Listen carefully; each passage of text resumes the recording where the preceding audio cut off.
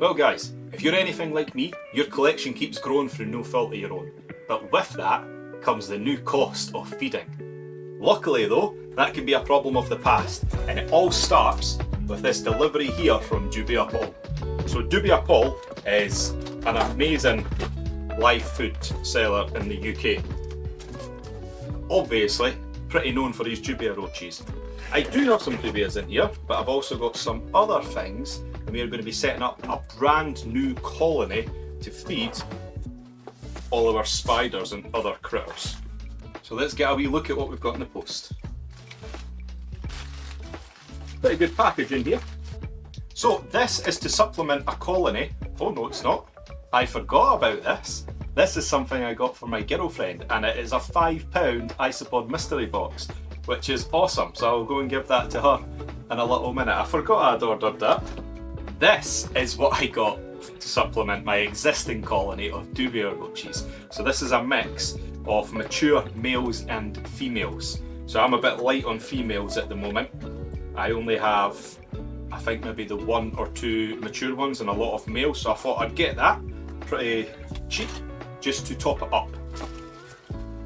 I have also got some worms. So I've got some axolotls that you guys might have seen, so this is going to be some little treats for them, maybe for the frogs as well that we've got, and any leftovers I'm going to take fishing, so it's fine. Got a little heat pack in here, which is awesome. If you guys are interested in seeing me open one of these £5 or maybe higher Isopod mystery boxes, let me know and we'll make that a video for the channel, because I think it's really cool. But that one's not for me, so it's going to go to the side. The real stars of the show today are in these boxes. So I have got some medium and large and some micro red runners. The micro ones are brilliant for a lot of the small spiders and tarantulas and other inverts we have in the collection at the moment. And in here are some what looks like sexually mature red runners, which is perfect for starting our colony. I didn't get too many because I'm not planning to use them straight away, so they will have time to build up their numbers before I start feeding them. But we are going to take you through the process of setting up a brand new roach colony so you can have infinite free food for the rest of your spider keeping career. And everything you're going to need for this process is currently sitting on the table in front of me. So it's super cheap, super easy and super fun. It's a brilliant project to start if you've got some kids around the house as well. They will love helping you out with this. So let's get a look at everything you need. Luckily, you've probably got most of this stuff sitting around the house, so again, very affordable to be setting up these colonies. The most important thing is a good container. So I'm using this one box. It isn't a huge litrage, I can't remember what it is. It's not like one of the big 70 litre boxes, it's maybe about a 30 litre or something like that. The important part is you want it to be nice and tight around the edges, and you want it to be locking to stop escape. We are going to add in an extra safety measure later that will just help stop those escapes a little bit.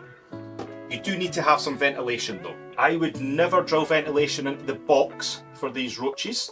I always put it in the lid. I did have some holes drilled, but instead I decided to just cut out a big square in the middle and hot glue in some mesh. And that's going to be more than enough ventilation for these guys.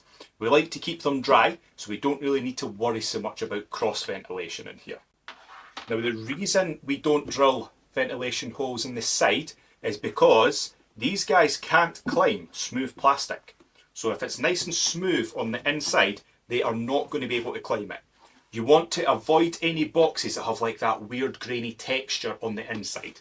This has it on the outside, but it's the inside bit that's important. If there is that weird texture, they might be able to climb it. If you drill holes into the side, they'll be able to climb them almost like little ladders, and you don't really want these escaping into your house. If you keep a warm house, they're quite prolific. They can breed very quickly, and you will soon have a house full of red runners, which might be handy if you've got a lot of tarantulas, but you probably don't want them in the same bed as you. So a nice, sturdy, lockable box. Now this bit's up to you. I like to put in a little bit of a bedding material just to soak up any nasty stuff that might happen. Soak up any of the poo and stuff like that, or if there's a dead bug and it starts to decompose and rot, it's nice to have a little bit of sawdust in there so you can just kind of spot clean that rather than it sticking onto the plastic. You can also just put down paper towels as well. The only thing about paper towels is it's quite easy for them to climb underneath it. So sometimes then when you're looking for them to try and get them out of the enclosure, it's a pain in the arse to find them. What I also mix into the substrate is just some oats and a little bit of cat food. So because we're keeping this dry, we don't really need to worry about this going mouldy. And that will make sure they've always got a source of food in there. The cat food is really good because it provides a little bit of protein and some other stuff for them, which is important for growing. We will be feeding them leafy veg, so we don't even need to worry about water. You can use the water crystals if you like, but I'm just going to stick to nice juicy veg. So I love cucumbers for this. And that's one of the amazing things about roaches. You can just feed them your leftover stuff from cooking. If you've got some lettuce leaves left over, throw them in. You've got carrot ends and stuff, bits of tatty, throw them in, and that will keep them going. It'll hydrate them nice and easily. I've got an old plastic lid from a tub, but it's going to be my little feeding dish for this that I'm going to chop up for them. A lot of people like to use egg cartons in their enclosures. I didn't have any egg cartons lying around, so what I'm going to be using is just toilet tube rolls. And these are another really good cost-effective way to set up these enclosures to give them something to climb on, something to hide in and lay their eggs. And then the last thing we might need is a little tub of Vaseline. This is just cheap Vaseline that you can get in big tubs. And what we are going to do is smear that Vaseline around the inside of the lid. And if we do that, they are not going to be able to climb over that barrier. So this is something a lot of ant keepers and stuff use, and it's just going to stop them from getting out. And just touched it, I'm kind of wishing I'd put on gloves now. But why don't we just start with that? And it's as simple as popping some on your finger, smearing it around the edge. And you don't need to do this very often because it lasts so long. But you want like a good kind of inch of Vaseline around that edge there. And just like that, a couple of minutes, some cheap Vaseline, I am now pretty happy that I have an escape-proof enclosure that I can add these guys to and not worry about them breaking out into my house. So next I am going to add in my sawdust that I use as a little bit of substrate. I'm going to pop in my little feeding dish, sprinkle in my oats and cat food, mix that into the substrate a bit, throw in my old kitchen rolls, and that is most of it done. I am going to chop up some of this cucumber and pop it in, because these guys have just been delivered, so they might be a little bit dry. And leafy greens are a good way to get moisture into them. It's a good idea if it is maybe carrot ends and stuff or lettuce leaves that you're feeding them, pop it into a jar of water for a couple of hours and allow that to soak up some of that moisture so that can be passed on to your animals. Now the fun part, we are going to add our roaches. Now, if you have never dealt with red runners before, they are blindingly fast. So they come with a little egg crate carton that I'm just going to throw in as well. So that is my micro roaches in. Now I've only got about 50 here. I would recommend if you're starting a colony, get about 100, 200. That's going to give you good diversity and good breeding chances from the get-go. Whereas with these, I'm probably going to have to take a while for them to set up, and I might even need to order more in the future. There we go, give them some time to set up.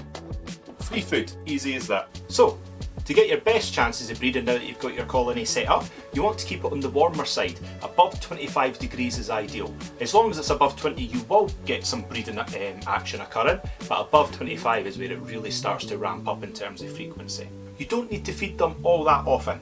I just put in some leafy veg every couple of days. If you're using water crystals, you just want to clear them out when they're getting a little bit discoloured, starting to look yellow or brown, and that will provide enough hydration for them as well. When you're feeding your roaches, try and do it on a rotational basis, so don't just always pick out the nymphs to use as feeders.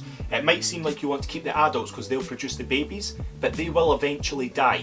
So be feeding the adults every now and then, and make sure you're letting some of those nymphs reach maturity. And it's a good idea every now and then, maybe every few months, to just buy a couple more roaches to add into your colony just to diversify the genetics a little bit. What you don't want is some die-off because of heavy inbreeding. But these guys are super easy to keep, so I'm sure you will have no problems with them.